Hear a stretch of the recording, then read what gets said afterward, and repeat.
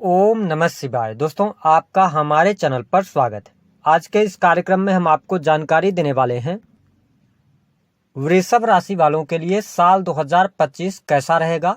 वृषभ राशि वालों का प्रेम और वैवाहिक जीवन साल 2025 में कैसा रहने वाला है। विशेष तौर पर जो लोग प्रेम संबंधों में हैं उनके लिए यह वर्ष रिश्तों के मामले में कितना अच्छा रहेगा। वही जो लोग संतान अथवा फैमिली प्लान करना चाहते हैं उनके लिए कैसा रहेगा यह वर्ष। दाम्पत्य जीवन की क्या स्थिति रहेगी, क्या इस वर्ष में आपके विवाह के योग बनेंगे अथवा नहीं बनेंगे। जो लोग अपने एक्स की वापसी का इंतजार कर रहे हैं उनके लिए क्या परिस्थितियां होंगी, और 3 महत्वपूर्ण उपाय भी हम आपको इस वीडियो में बताएंगे जिसके द्वारा आप मनचाहे व्यक्ति को अपनी तरफ आकर्षित कर सकते हैं। तो चलिए वीडियो की शुरुआत करते हैं, लेकिन उससे पहले यदि आप चैनल पर पहली बार आए हैं तो चैनल को सब्सक्राइब कर लीजिएगा, नोटिफिकेशन बेल को ऑन कर लीजिएगा। वीडियो पसंद आए तो लाइक और शेयर जरूर कीजिएगा।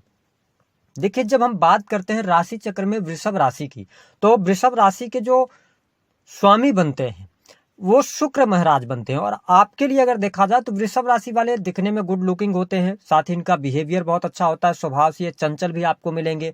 इसके साथ में वृषभ राशि वालों को सजना संवरना बहुत पसंद आता है, पार्टी करना, घूमना फिरना, एंजॉय करना ये लाइफ में बहुत पसंद करते हैं। और मेरा एक्सपीरियंस भी रहा है कि बहुत सारे जो वृषभ राशि है ना, शुक्र की राशि है, इसलिए इनके जीवन में लग्जरी अवश्य इनको प्राप्त होती है। इनका जो जीवन है वो कंफर्ट्स के साथ में आरामदायक तरीके से आगे बढ़ता है। लेकिन जब हम प्रेम के मामले की बात करते हैं तो देखिए, प्रेम के मामले में हम वृषभ राशि को बहुत लॉयल नहीं कह सकते हैं, क्योंकि आपके जो पंचम भाव के स्वामी होते हैं वो बुध बनते हैं। तो वृषभ राशि वाले एक प्रेम संबंध में या एक पार्टनर के साथ ज्यादा लंबे समय तक टिक नहीं पाते हैं, क्योंकि ये अपने प्रेमी अथवा प्रेमिका से बहुत जल्दी ऊब जाते हैं। ऐसी भी स्थिति देखने को मिलती है, या ऐसा भी देखने को मिला है कि ये एक से अधिक प्रेम संबंधों को मेंटेन करने की कोशिश करते हैं। तो हालांकि जब प्रेम विवाह की बात आती है तो वृषभ लग्न अथवा वृषभ राशि वालों के बहुत सारे लोगों के प्रेम विवाह भी होते नजर आते हैं, क्योंकि अगर इनको सच्चा किसी से प्रेम हो जाए, वैसे तो नॉर्मली देखा जाए तो इनको जीवन में 2 से 3 बार प्रेम होता ही है, लेकिन अगर इनको प्रेम हो जाए, सामने वाला इनके हिसाब से पार्टनर मिल जाए, ठीक है, वो भी एनर्जेटिक रहे, वो भी गुड लुकिंग रहे, तो फिर ये प्रेम विवाह करते हैं। तो इनका प्रेम विवाह चलता है, लेकिन एक टाइम ऐसा इनके जीवन में आता है दाम्पत्य जीवन में, जब ये एक्स्ट्रा मैरिटल अफेयर की तरफ अगर पड़ जाते हैं तो फिर इनके दाम्पत्य जीवन में दिक्कत आती है। नॉर्मल तरीके से अगर देखा जाए तो वृषभ राशि का जीवन ऐसे ही चलता है। लेकिन आज हम बात करेंगे 2025 की। तो देखिए, आपके लिए जो ग्रह गोचर स्थितियां बन रही है, देवगुरु बृहस्पति का गोचर लगन से चल रहा है। ये 15 मई 2025 तक आपके लगन से ही गोचर करेंगे, ठीक है, आपकी राशि में ही रहेंगे। तो ऐसी स्थिति में जो लोग प्रेम संबंधों में है तो प्रेम के मामले के लिहाज से समय अच्छा है। केतु देव आपके पंचम भाव में विराजमान है, लेकिन साल की शुरुआत प्रेम संबंध के मामलों के लिए अच्छी रहने वाली है। और दूसरी बात की, जो आपके रिश्ते में, जो आपके रिलेशन में डाउट्स चल रहे थे, उन सभी डाउट से आप बाहर निकलेंगे और आप देख पाएंगे कि फरवरी और मार्च का महीना जो रहेगा वो प्रेम संबंधों के लिहाज से बेहद ही शानदार रहने वाला है। पार्टनर के साथ में आप क्वालिटी टाइम स्पेंड करेंगे, पार्टनर के साथ में घूमने फिरने का कार्यक्रम बनाएंगे। जो लोग प्रेम संबंधों में है तो उनके लिए स्थिति बढ़िया रहने वाली है। वही अगर बात किया जाए तो यहाँ पे थोड़ी सी ध्यान देने वाली बात यह रहेगी कि जो अप्रैल का महीना रहेगा, अप्रैल के महीने में थोड़ा सा आपका जो नेचर रहेगा बहुत ज्यादा डोमिनेटिंग रहेगा, और साथ ही हो सकता है कि किसी भी प्रकार की मिसअंडरस्टैंडिंग के कारण कहीं न कहीं से आप दोनों के बीच में ब्रेकअप होने की संभावनाएं भी बनती हैं। यानी कि अप्रैल से लेकर और 15 मई तक इस टाइम फ्रेम के दौरान आपको संभलने की आवश्यकता रहेगी, अन्यथा प्रॉब्लम आपको देखने को मिल सकती है। उसके बाद देखिए, देवगुरु बृहस्पति का ट्रांजिट 15 मई को हो जाएगा। वही शनिदेव आपके लाभ स्थान से पंचम स्थान को देखने वाले होंगे। ऐसी स्थिति में क्या होगा कि मई के बाद का जो टाइम रहेगा ये प्रेम संबंधों में चीजों को निभाने के लिए बहुत इंपॉर्टेंट है। हो सकता है कि आपका पार्टनर चीट करे, या आप स्वयं आपके दिमाग में आए ऐसी चीजें कि आप एक के साथ एक और पार्टनर को आप साथ में लेकर चल रहे हैं। तो इन तमाम चीजों को लेकर अगर आप आगे बढ़ते हैं तो कहीं ना कहीं से आपके लिए प्रॉब्लमेटिक समय मई के बाद ज्यादा हो जाएगा। अगर हम प्रेम संबंधों की जब बात करते हैं तो साल की शुरुआत ज्यादा बेटर है आपके लिए, लेकिन मई के बाद का जो टाइम रहेगा वो प्रेम संबंधों में उतार चढ़ाव बनाकर रखने वाला है। ऐसी स्थितियों का सामना आपको करना पड़ेगा। वही जब हम बात करते हैं कि जो लोग अपने एक्स की वापसी का इंतजार कर रहे हैं, वो फरवरी और मार्च के महीने में अगर आप प्रयास करते हैं, ट्राई करते हैं, तो आपके लिए संभावनाएं बनती हैं। उसके बाद बहुत कम संभावनाएं आपके लिए बन रही है कि आपका एक्स वापस आए। इसके साथ में जब हम दाम्पत्य जीवन की बात करते हैं, वैवाहिक जीवन की स्थितियों की बात करते हैं, देखिए साल की शुरुआत की जब हम बात करें तो आपके सप्तम स्थान के जो स्वामी बनते हैं वो मंगल बनते हैं। मंगल 3rd हाउस में रहेंगे नीचगत अवस्था में 21 जनवरी तक, ठीक है, और राहु आपके 11th हाउस में है, शनि 10th हाउस में। लेकिन अच्छी बात यह है कि बृहस्पति आपके सप्तम स्थान को देख रहे हैं, तो जनवरी का जो महीना रहेगा ये थोड़ा सा उठा पटक की स्थितियों को बनाएगा, ठीक है, जीवन साथी के साथ में थोड़ी बहुत प्रॉब्लम्स आ सकती हैं, लेकिन फरवरी, मार्च और अप्रैल यह वैवाहिक जीवन के लिहाज से सामान्य कह सकते हैं हम, चीजें आपके लिए अनुकूल रहेंगी, कोई बहुत ज्यादा नेगेटिव स्थिति नहीं होगी। लेकिन थर्ड पर्सन के इन्वॉल्वमेंट को, यानी कि ससुराल पक्ष के लोगों का इन्वॉल्वमेंट ज्यादा हो सकता है। और वृषभ लग्न और वृषभ राशि वाले हैं तो आपकी वाणी की वजह से कहीं ना कहीं से वाणी आपकी थोड़ी सी तीव्र हो सकती है, कठोर हो सकती है, जिसकी वजह से पति पत्नी में अनबन होती रहेगी। लेकिन क्या इस समय अवधि के दौरान कोई डाइवोर्स वगैरह का योग बनेगा? बिल्कुल नहीं बनेगा। स्थितियां आपके लिए बेहतर हैं। 15 मई 2025 तक देवगुरु बृहस्पति का आशीर्वाद आपके साथ में बना रहेगा। क्या 15 मई के बाद वैवाहिक जीवन में कुछ निगेटिव स्थिति आने वाली है? तो देखिए, वैवाहिक जीवन के लिहाज से अगर देखा जाए, आपकी दशाएं चल रही होंगी तो कोई बहुत ज्यादा नेगेटिव स्थिति नहीं है।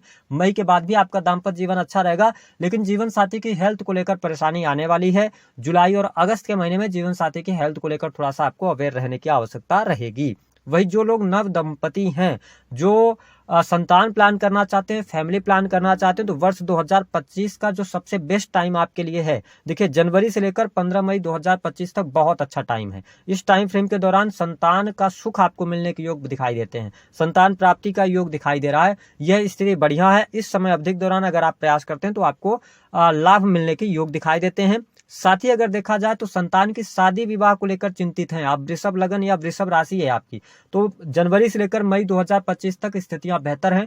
संतान की पढ़ाई लिखाई, उसके एजुकेशन, उनके एडमिशन को लेकर कोई भी प्रॉब्लम है, वो सारी समस्याएं मई 2025 तक समाप्त रहेंगी। लेकिन मई के बाद संतान की हेल्थ का ध्यान रखना पड़ेगा, क्योंकि सैटर्न जब दृष्टि डालेंगे तो संतान की हेल्थ को डैमेज कर सकते हैं। और संतान अगर आपकी उम्र में बड़ी है, ठीक है, और संतान की भी शादी विवाह हो चुका है, संतान के बच्चे हैं, तो फिर मई के बाद से लेकर थोड़ा सा संबंधों में तनाव की स्थितियों का सामना करना पड़ेगा, यानी कि अपने संतान का ख्याल रखना पड़ेगा, संबंध संतान से बेहतर बनाने की कोशिश भी आपको करनी पड़ेगी। हालांकि बहुत सारी इच्छाएं आपकी इस वर्ष में पूर्ण होने जा रही हैं, धन के मामले के लिहाज से यह साल बहुत अच्छा रहेगा। लेकिन जब बात करते हैं संतान की, तो शुरुआत का साल अच्छा है, यानी कि मई तक। अगर हम बात करें कि आपके लिए विवाह होने का कोई योग बनता है वृषभ लग्न और वृषभ राशि वालों, बिल्कुल बन रहा है। जनवरी से ही आपके लिए योग चल रहे हैं। देवगुरु बृहस्पति पंचम भाव को भी देख रहे हैं, सप्तम स्थान को भी देख रहे हैं, नवम स्थान को भी देख रहे हैं, लेकिन नीच की दृष्टि से देख रहे हैं, ठीक है। लेकिन अच्छी बात यह है कि सप्तम स्थान को जब देख रहे हैं तो आपके विवाह होने के चांसेस बनते हैं। जो लोग अविवाहित हैं उनके लिए विवाह का योग बनेगा। जो लोग लव मैरिज करना चाहते हैं उनके लिए 15 मई 2025 तक का टाइम फ्रेम बहुत अच्छा है। आप लव मैरिज की तरफ भी आगे बढ़ेंगे। तो कुल मिलाकर यह वर्ष साल की शुरुआत से लेकर मिड तक आपके संबंधों के लिहाज से, रिश्तों के मामले के लिहाज से अच्छा रहेगा। सिर्फ दो बातों का ध्यान आपको रखना पड़ेगा।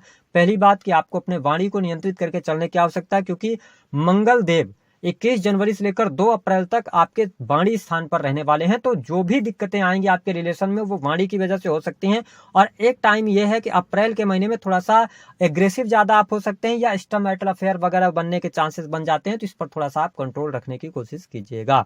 अब बात कर लेते हैं कि 3 उपाय कौन से करने हैं। देखिए, वृषभ लग्न और वृषभ राशि वालों, वैसे भी आप बहुत ही मस्त मौला होते हैं, लाइफ को एंजॉय करना पसंद करते हैं, घूमना फिरना पसंद करते हैं, ठीक है, काफी साफ सुथरा भी आप रहते हैं, आपको सिंगिंग वगैरह का अथवा कला से बड़ा लगाव होता है, ठीक है। लेकिन कई बार मैंने यह भी देखा है कि वृषभ लग्न और वृषभ राशि वाले जातक या जातिका प्रेम में पड़कर अपने जीवन को तबाह करने लगते हैं, यानी कि बहुत ज्यादा डिप्रेशन की स्थितियों में आ जाते हैं।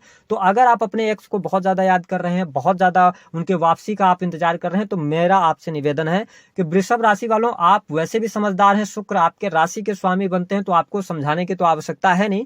लेकिन देखिए, होता क्या है कि जब कोई भी व्यक्ति हमसे दूर जाता है तो हमें दुख जरूर होता है उस व्यक्ति के जाने, क्योंकि उस व्यक्ति के साथ हमारी फीलिंग्स जुड़ी होती हैं। लेकिन मेरी बात को यह समझें कि ईश्वर ने हमें बनाया है, भगवान ने हमें बनाया है, भगवान ने हमें धरती पर भेजा है, ठीक है। तो भगवान को यह पता है कि कौन सा व्यक्ति हमारे लिए अच्छा है और कौन सा व्यक्ति हमारे लिए फ्यूचर में चल के बुरा हो सकता है, ठीक है। इसलिए भगवान आपको सदैव आपसे उन्हीं लोगों को दूर करते जो आपके फ्यूचर के लिए अच्छे नहीं होते। तो पहली बात कि जो व्यक्ति चला गया है तो अब उसके इंतजार मत कीजिए, अपने लाइफ में आगे बढ़िए, दुनिया बहुत तेजी से बदल रही है। दूसरी बात कि अगर वो व्यक्ति एक बार आपको छोड़कर जा सकता है तो वह व्यक्ति दोबारा भी आपको छोड़कर जा सकता है, कोई गारंटी नहीं है कि वो छोड़कर नहीं जाएगा। तो ऐसे लोगों के लिए अपना टाइम खराब करना या अपनी फीलिंग्स को खराब करना, ये चीजें अच्छी नहीं है। दूसरा कि बहुत सारे वृषभ लग्न या वृषभ राशि वालों, जब हम कंसल्टेंसी देते हैं, बहुत सारे लोगों से बात होती है, तो बताते हैं कि वशीकरण के नाम पर 10,000 दिया, 15,000 दिया, यहाँ दिया, वहां दिया, कुछ नहीं हुआ। मैं आपको स्पष्ट कर दूं कि ये सब फर्जी चीजें हैं, ऐसा कुछ भी नहीं होता है। वशीकरण नाम की चीज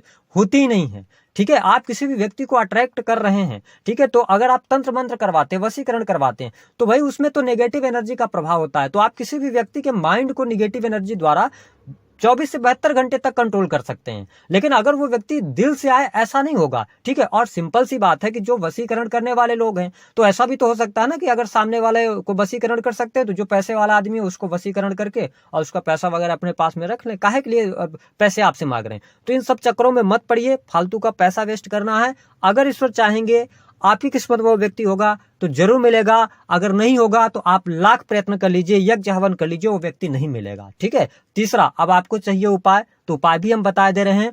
आपको करना क्या रहेगा, आपको एक पान का पत्ता, ठीक है, एक आपको साबुत सुपारी, और तीसरा आपको एक परफ्यूम की छोटी सी डिब्बी, है ना, कोई भी परफ्यूम हो सकता है। 3 चीजें आप ले लीजिए, और इसके साथ में इन तीनों चीजों को लेने के साथ साथ एक आपको बांसुरी लेनी है, ठीक है। और 3 शुक्रवार लगातार आप कृष्ण भगवान जी के मंदिर जाकर भगवान कृष्ण को अर्पित करें, और प्रेम संबंधों में मधुरता के लिए अथवा उस व्यक्ति के मन में आपके प्रति प्रेम आए, ऐसी प्रार्थना करें। भगवान कृष्ण के आशीर्वाद से आपको आपका प्रेमी अथवा प्रेमिका जरूर मिलेगा। आप नॉर्मल उपाय कर सकते हैं। दूसरा कि अगर आप तंत्र विद्या करना चाहते हैं, तांत्रिक उपाय करना चाहते हैं, तो वो भी सुन लीजिए। आपको 10 लौंग लेनी है फूल वाली, ठीक है, और थोड़ी सी मात्रा में काले तिल आपको लेना है, और इसके साथ में आपको लेना है थोड़ा सा गुड़। इन तीनों सामग्रियों को आप लेकर शनिवार के दिन पीपल के वृक्ष के नीचे रख दीजिए। उसी वृक्ष के पास आप 10 मिनट बैठिए, अपने प्रेमी अथवा प्रेमिका को याद कीजिए। उसके बाद एक पत्ता तोड़ लीजिए, घर ले आइए, उसको गंगा जल से धुलिए, पत्ते पर स्वास्तिक बनाकर रोली पाउडर से, और फिर उसके बाद अपना ऊपर नाम लिख दीजिए, नीचे नाम अपने पार्टनर का लिख दीजिए अथवा प्रेमी अथवा प्रेमिका का लिख दीजिए, और उसके बाद पीछे साइड में काजल से उसका नाम लिखकर और अपने तकिए के नीचे रखिए। कितनी बार करना है? 3 शनिवार लगातार करना है। कितने दिन तक रखना है? 7 दिन के बाद जैसे अगला शनिवार आएगा उसको हटा के फिर आप शाम को ले आके रख लीजिए। कहाँ रखेंगे? किसी पौधे के नीचे आप रख सकते हैं, या आप जल प्रवाह कर सकते हैं। तो दी गई जानकारी पसंद आए तो वीडियो को लाइक करें, चैनल को सब्सक्राइब